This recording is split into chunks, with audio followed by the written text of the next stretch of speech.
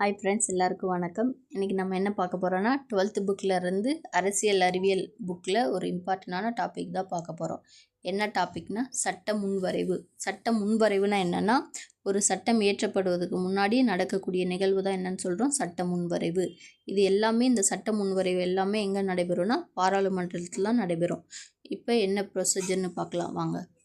அதாவது ஃபஸ்ட்டு முதல் வாசிப்பு நடைபெறும். முதல் வாசிப்புக்கு பிறகு 2 நாள் இடைவெளி விட்டு, அதாவது கேப் விட்டு 2ஆம் வாசிப்பு நடைபெறும். இந்த 2 வாசிப்பையும் ஒரு கமிட்டி இருக்கும், அதாவது குழு.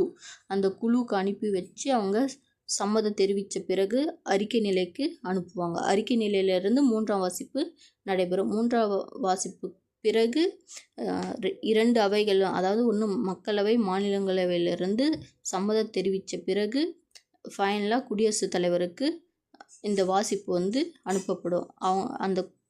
இந்த வாசிப்பு குடியரசுத் தலைவர் சம்மதம் தெரிவித்து குடியரசுத் தலைவரின் பேரில் தான் சட்டமாக இயற்றப்படுவது. இதுதான் என்னது, சட்ட முன்வரைவு. இதுதான் ப்ரொசீஜர். இந்த வீடியோ யூஸ்ஃபுல்லாக இருந்தால் எல்லாருக்கும் ஷேர் பண்ணுங்கள். நம்ம சேனலை சப்ஸ்கிரைப் பண்ணுங்க. Okay friends, thank you.